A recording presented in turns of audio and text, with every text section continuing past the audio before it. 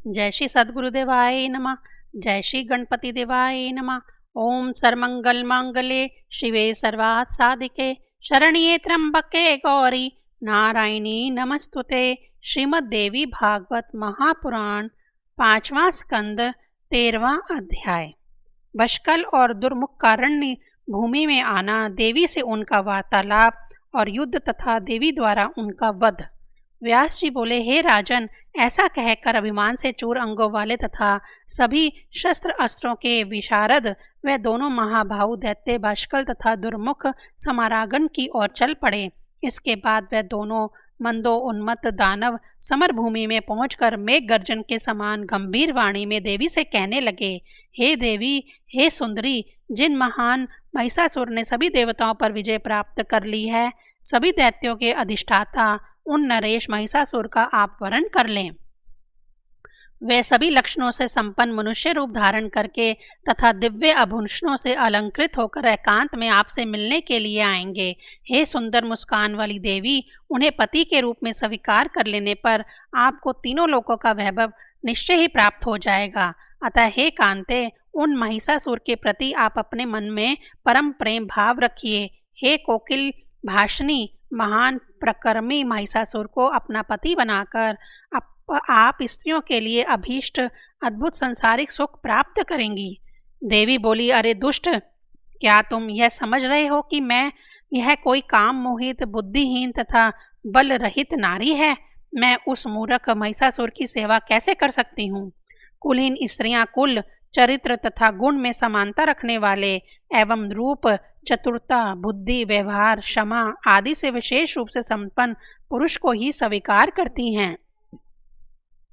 ऐसी कौन देव रूपाणी नारी होगी जो काम आतुर होकर पशु रूपधारी तथा पशुओं में भी अधम महिष को अपना पति बनाना चाहेगी? हे बशकल और दुर्मुख, तुम लोग तत्काल अपने राजा महिषासुर के पास जाओ और हाथी के समान विशाल शरीर वाले तथा श्रृंगधारी उस दानव से मेरा संदेश कह दो। तुम पतालोक चले जाओ अथवा यहाँ आकर मेरे साथ युद्ध करो। संग्राम होने पर ही इंद्र निर्भय हो सकते हैं, यह निश्चित है। मैं तुम्हारा वध करके ही जाऊंगी, बिना तुम्हें मारे मैं नहीं जा सकती। हे महामूर्ख, यह समझकर अब तुम जो चाहते हो वैसा करो। हे चतुष्पाद, बिना मुझको पराजित किए पृथ्वी के किसी भी भाग में, अंतरिक्ष या पर्वत की गुफा में कहीं भी अब तुम्हें शरण नहीं मिलेगी। व्यास जी बोले, देवी के ऐसा कहने पर क्रोध से तन्मय नेत्रों वाले वे दोनों दैत्य धनुष बाण लेकर युद्ध करने के लिए तैयार हो गए। वे भगवती जगदम्बा भी गंभीर गर्जना करके निर्भीक भाव से विराजमान थी। हे कुरुनंदन, वे दोनों दैत्य घनघोर बाण वृष्टि करने लगे। भगवती जगदम्बा भी देवताओं की कार्य सिद्धि के निर्मित अत्यंत मधुर नाद करती हुई उन दोनों दानवों पर बाण समूह बरसाने लगी। उन दोनों में से बशकल शीघ्रता पूर्वक समर भूमि में देवी के सामने आ गया। उस समय दुर्मुख केवल दर्शक बनकर देवी की ओर मुख करके खड़ा रहा। अब भगवती तथा बशकल के बीच बाणों, तलवारों तथा परिघ से प्रहार से भीषण युद्ध होने लगा, जो उत्साहहीन चित्त वाले लोगों के लिए भयदायक था। तत्पश्चात युद्ध के लिए उन्मत्त उस बशकल को देखकर जगदम्बिका कुपित हो गई और उन्होंने पत्थर की सान पर तीर चढ़ाकर तीखे बनाए गए तथा कानों तक खींचे गए 5 बाणों से उस पर प्रहार किया। उस दानव ने भी अपने तीक्ष्ण बाणों से देवी के बाणों को काट दिया और पुनः सिंह पर विराजमान भगवती पर 7 बाणों से प्रहार किया। देवी भगवती ने उसके बाणों को काटकर पानी चढ़ाकर तीक्ष्ण किए हुए 10 बाणों से उस दुष्ट पर प्रहार किया और वे बार बार जोर जोर से हंसने लगी। जगदम्बा ने अपने अर्धचंद्रकार बाण से उसका धनुष काट डाला। तब बशकल भी गदा लेकर देवी को मारने के लिए उनकी ओर दौड़ा। अभिमान के चूर उस दानव को हाथ में गदा लिए आता देखकर देवी चंडिका ने अपनी गदा के प्रहार से उसे धराशायी कर दिया। बशकल मुहूर्त भर पृथ्वी पर पड़ा रहा। इसके बाद वह फिर से उठ खड़ा हुआ और प्रचंड प्रकर्मी उस वीर ने भी भगवती पर गदा चला दी। उस दैत्य को सामने आते देखकर भगवती ने कुपित होकर बशकल के वक्षस्थल पर त्रिशूल से प्रहार किया, जिससे वह गिर पड़ा और मर गया। बशकल के गिरते ही उस दुरात्मा की सेना भाग गई और आकाश मंडल में विद्यमान देवता प्रसन्नता पूर्वक भगवती की जय जयकार करने लगे। उस दैत्य के मार दिए जाने पर महाबली दुर्मुख क्रोध से आंखें लाल किए रणभूमि में देवी के समक्ष आया।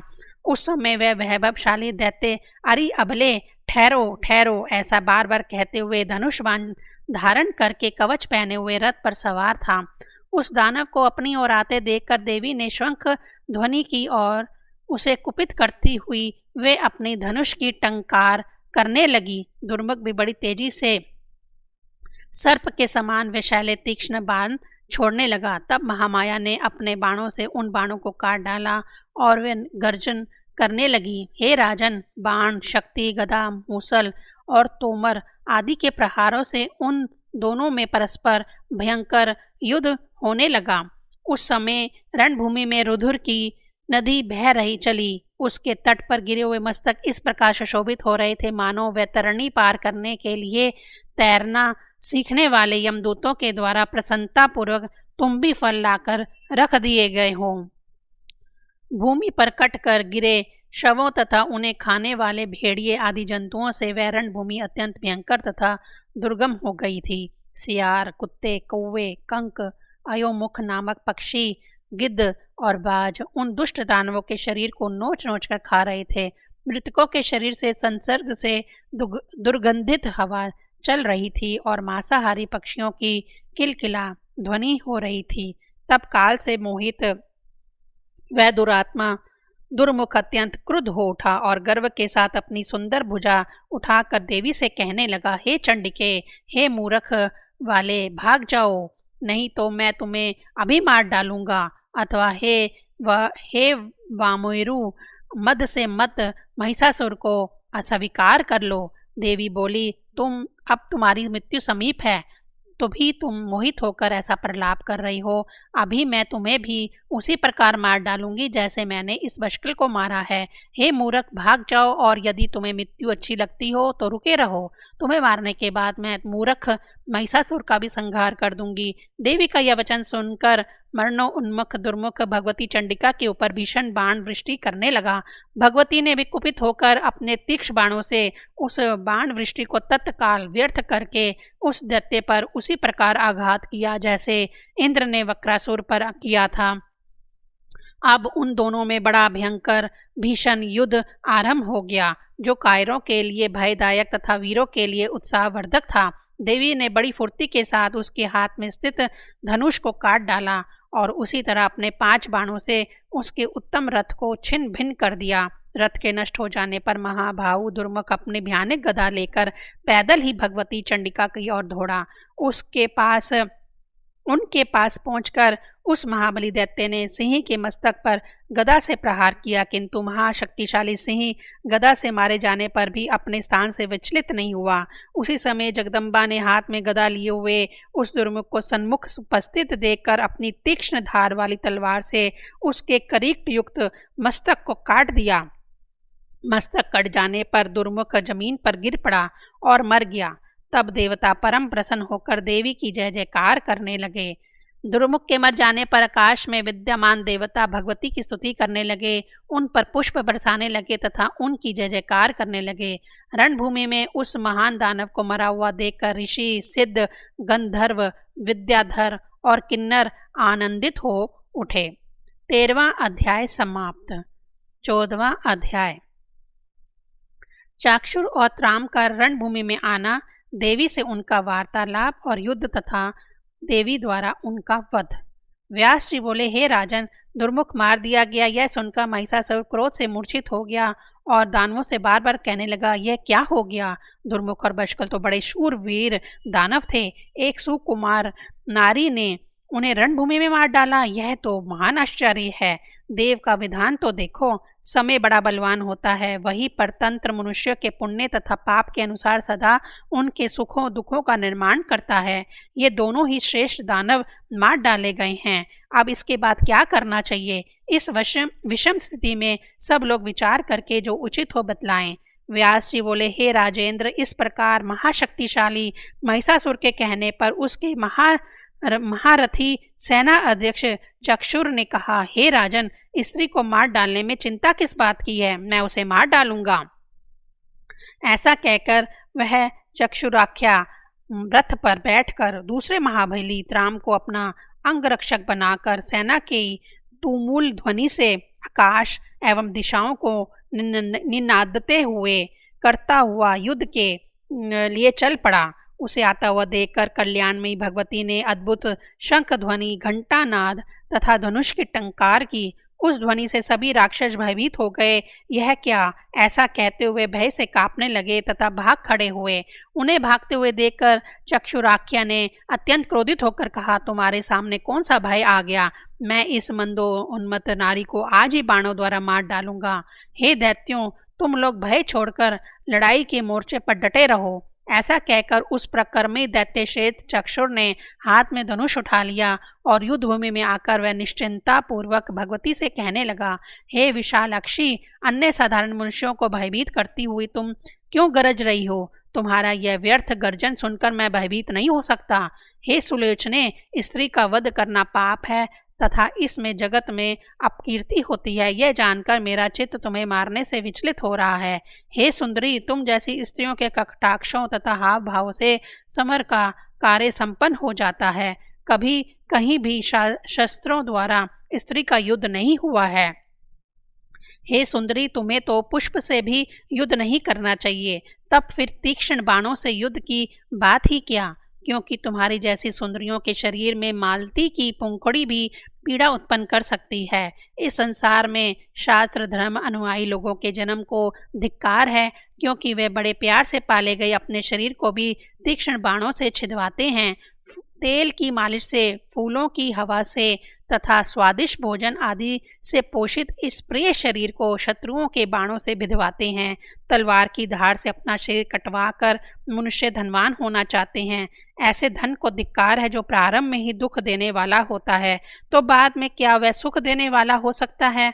हे सुंदरी, तुम भी मूर्ख ही हो, तभी तो संभोग जन्य सुख को त्याग कर युद्ध की इच्छा कर रही हो। युद्ध में तुम कौन सा लाभ समझ रही हो? युद्ध में तलवारें चलती हैं, गदा का प्रहार होता है और बाणों से शरीर का भेदन किया जाता है। मृत्यु के अंत में सियार अपने मुंह से नोच नोच कर उस देह का संस्कार करते हैं। धूर्त कवियों ने उसी युद्ध की अत्यंत प्रशंसा की है कि रणभूमि में मरने वालों को स्वर्ग प्राप्त होता है। उनका यह कहना केवल अर्थवाद मात्र है। अतः हे वरारोहे, तुम्हारा मन जहाँ लगे वहाँ चली जाओ, अथवा तुम देवताओं का दमन करने वाले मेरे स्वामी महाराज महिषासुर को स्वीकार कर लो। व्यास जी बोले, इस प्रकार बोलते हुए उस दैत्य से भगवती जगदम्बिका ने कहा, मूर्ख, तुम अपने को बुद्धिमान पंडित के समान मानकर व्यर्थ क्यों बोल रहे हो? तुम ना तो नीति शास्त्र जानते हो, ना अन्वीक्षिका विद्या ही जानते हो। तुमने कभी ना वृद्धों की सेवा की है और ना तो तुम्हारी बुद्धि ही धर्म प्रयाण है, क्योंकि तुम मूर्खों की सेवा में लगे रहते हो। अतः तुम भी मूर्ख हो। जब तुम्हें राजधर्म ही ज्ञात नहीं, तब मेरे सामने क्यों व्यर्थ बकवाद कर रहे हो? संग्राम में महिषासुर का वध करके समागरण को रुधिर से पंखमय बनाकर अपना यश स्तंभ सुदृढ़ स्थापित करके मैं सुखपूर्वक चली जाऊंगी। देवताओं को दुख देने वाले इस दुराचारी तथा मंदो उन्मत्त दानव को मैं अवश्य मार डालूंगी। तुम सावधान होकर युद्ध करो। हे मूर्ख, यदि तुम्हें तथा महिषासुर को जीतने की अभिलाषा हो तो सभी दानव पताल लोक को शीघ्र ही चले जाएं। अन्यथा यदि तुम लोगों के मन में मरने की इच्छा हो तो तुरंत युद्ध करो। यह मेरा संकल्प है कि मैं सभी दानवों को मार डालूंगी। व्यास जी बोले, देवी का वचन सुनकर बल के अभिमान से युक्त वह दैत्य उन पर इस प्रकार के बाणों की वर्षा करने लगा मानो दूसरे मेघ ही जल की धारा बरसा रहे हों। तब भगवती ने अपने तीक्ष्ण बाणों द्वारा उसके सभी बाण काट डाले और विषधर सर्प के समान विषैले बाणों से उस पर प्रहार किया। उन दोनों में परस्पर विस्मयकारी युद्ध होने लगा। जगदम्बिका ने अपने वाहन सिंह पर से ही उस दैत्य पर गदा से प्रहार किया। गदा से अत्यधिक आहत होने के कारण वह दुष्ट आत्मा दैत्य मूर्छित हो गया और 2 मुहूर्त तक पाषाण की भांति रथ पर ही पड़ा रहा। इस प्रकार उसे मूर्छित देखकर शत्रु सेना को नष्ट कर डालने वाला त्राम नामक दैत्य चंडिका से लड़ने के लिए वेग पूर्वक रण में उपस्थित हो गया। उसे आते देखकर भगवती चंडिका उससे हंसती हुई बोली, अरे दानव श्रेष्ठ, आओ आओ, अभी तुम्हें यमलोक भेज देती हूँ। निर्बल और समाप्त आयु वाले तुम लोगों के यहाँ आने से क्या लाभ? वह मूर्ख महिषासुर घर में रहकर अपने जीने का कौन सा उपाय कर रहा है? देवताओं के शत्रु दुष्ट आत्मा तथा पापी महिषासुर का संहार किए बिना तुम मूर्खों को मारने से मुझे क्या लाभ होगा? इससे तो मेरा परिश्रम भी व्यर्थ हो जाएगा। अतः तुम लोग घर पर जाकर महिषासुर को यहाँ भेज दो, जिससे वह मंद बुद्धि भी मैं जिस रूप में स्थित हूँ उसमें मुझको देख ले। भगवती का वचन सुनकर वह त्राम कुंपित हो धनुष को कान तक खींचकर उन पर बाणों की वर्षा करने लगा। देवताओं के शत्रु उस दैत्य को मारने की इच्छा वाली त्रमाक्षी भगवती भी धनुष खींचकर उसके ऊपर वेगपूर्वक बाण छोड़ने लगी। इतने में बलवान चक्षुराख्य भी मूर्छा त्याग कर उठ खड़ा हुआ और तुरंत बाण सहित धनुष लेकर देवी के सामने आकर खड़ा हो गया। चक्षुराख्य और त्राम दोनों ही अत्यंत उग्र, बलवान और महान वीर थे। अब वे दोनों ही मिलकर भगवती जगदम्बा से रण में युद्ध करने लगे। तब महामाया क्रोधित होकर बाण समूहों की वर्षा करने लगी और उन्होंने अपने बाणों के प्रहार से सभी दानवों के कवच छन्न भन्न कर दिए। उन बाणों से आहत होकर सभी असुर क्रोध से व्याकुल हो गए तथा रोषपूर्वक देवी पर बाण समूह छोड़ने लगे। उस समय समस्त रणभूमि में भगवती के बाणों से घायल तथा सभी राक्षस ऐसे सुशोभित होने लगे जैसे बसंत ऋतु में वन में कुंशुक के लाल पुष्प दिखाई पड़ते हैं। उस समर भूमि में त्राम के साथ देवी का भीषण युद्ध होने लगा। उसे देखने वाले जो देवता आकाश में स्थित थे वे आश्चर्यचकित हो गए। उसी समय त्राम ने लोहे का बना हुआ एक सुदृढ़ तथा भयानक मसूल लेकर देवी के सिंह के सिर पर प्रहार किया और वह जोर से हंसने तथा गरजने लगा। तब उसे गरजता हुआ देखकर भगवती क्रोधित हो गई और उन्होंने तुरंत अपनी तेज धार वाली मस्तक से उसका मस्तक काट डाला। सर कट जाने पर भी वह मस्तक वहीन बलशाली त्राम मसूल लिए हुए कुछ क्षण तक घूमता रहा। इसके बाद वह समारागण में गिर पड़ा।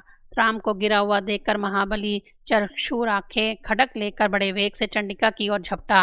हाथ में तलवार लिए उस दानव को रण में अपनी ओर आता देखकर देवी ने भी तुरंत 5 बाणों से उस पर प्रहार किया। भगवती ने एक बाण से उसका खड़क काट दिया, दूसरे से उसका हाथ काट दिया और अन्य बाणों से उसका मस्तक कंठ से अलग कर दिया। इस प्रकार युद्ध के लिए उन्मत्त रहने वाले उन दोनों क्रूर राक्षसों का वध हो गया। तब उन दोनों की सेना भयभीत होकर चारों दिशाओं में शीघ्रतापूर्वक भाग चली। उन दोनों दानवों को रण में मारा हुआ देखकर आकाश में विराजमान संपूर्ण देवता आनंदित हो गए और प्रसन्नता पूर्वक भगवती की जय ध्वनि करते हुए फूलों की वर्षा करने लगे। ऋषि, देवता, गंधर्व, बेताल, सिद्ध और चारण वे सब देवी की जय, अंबिका की जय ऐसा बार बार बोलने लगे। 14वां अध्याय समाप्त। ओम ऐं ह्रीं क्लीं चामुंडाय विच्चे।